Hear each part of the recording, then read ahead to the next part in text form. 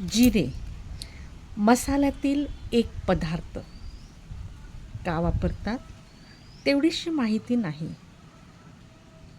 पूर्वजांनी ह्याचा जो वापर सुरू केला आहे तो त्याच्यातील औषधी गुणधर्मामुळेच. आज ह्याचे औषधी गुणधर्म किती जणांना माहिती आहे सांगा भाऊ.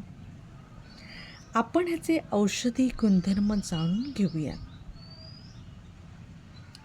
पोट फुगले तर जिरे खावे, पोट फुगत नाही.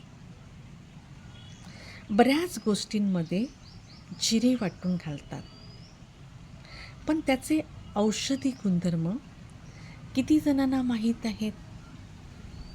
उदाहरण द्यायचं झालं तर आमच्या लहानपणापासून आम्ही पाहत आलेलो आहे की साधं वरण बनवायचं झालं तरी पण त्यामध्ये इकडे अशी पद्धत होती की ओलं खोबरं आणि जिरे पाट्यावर वाटले जायचे आणि ते त्याच्यामध्ये घालायचे.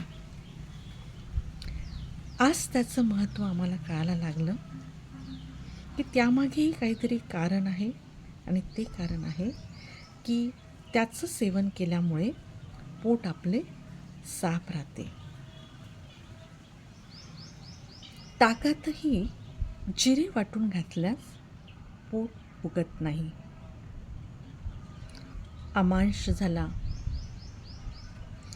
किंवा जुलाब होत असतील, त्याचबरोबर शौचास पुष्कळ वेळ होत असेल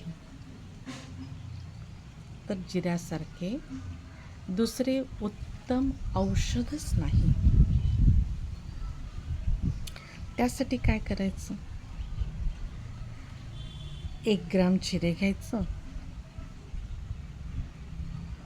2 ग्रॅम साखर घ्यायची आणि त्याचं सेवन करायचं.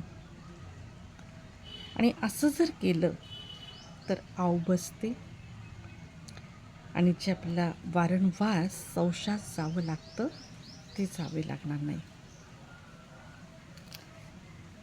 जर तुम्हाला ही माहिती आवडत असेल तर लाईक जरूर करा.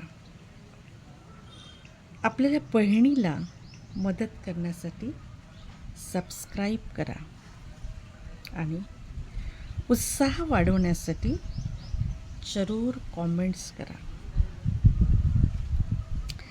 अंगाला खाज सुटली असेल असं कधीतरी होतं, कळत नाही कुठल्या कारणामुळे अंगाला खाज येते. औषधी घेऊन पाहतो, पण त्याच्यामध्ये हा एक प्रयोग करून पहा. खूपच अंगाला खाज येत असेल तर रात्री 1 चमचा जिरे घेऊन गरम पाण्याबरोबर त्याचे सेवन करा. करून तर पहा, खाज ताबडतोब कमी होते. कधी कधी असं होतं आपल्याला उलट्या होतात, ज्याला कोणी ओकारी म्हणतं, कोणी वांती म्हणते. आणि ही जर होत असल्यास त्या व्यक्तीला थोडंसं जिरं खायला द्या. त्याची वांती जी आहे तर ती ताबडतोब थांबेल. तसंच बघितलं तर पित्त होतं. पित्त झाल्यानंतर आंबट ढेकरा येतात. तसंही होत असेल तर जिरे साखरेबरोबर खावे, म्हणजे पित्ताचं शमन होतं. खोकल्यावर तर ह्याच्यासारखं उत्तम औषधच नाही. त्यासाठी सुंठेची पूड घ्यायची थोडी आणि जिरे पूड घ्यायची आणि 1 चमचा मधामधून याचं सेवन करायचं. असं एक 5-6 दिवस केल्यानंतर खोकलाही आपला थांबेल. त्याचबरोबर कधी कधी असं होतं की आपल्याला भूक लागत नाही, काही खायची इच्छा होत नाही, तर अशा वेळी पण ह्याचा एक प्रयोग करून बघा. रात्री जिरे 2 चमचे भिजत घाला. त्या पाण्यात सहित त्याच्यामध्ये साखर घाला. साखर नको असेल तर नाही घातली तरी चालेल. आणि हे पाणी प्या, म्हणजे तुम्हाला भूक पण चांगली लागेल.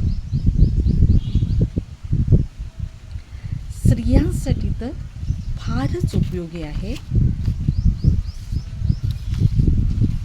गर्भाशय शुद्ध करणारे यासारखे दुसरे औषधच नाही.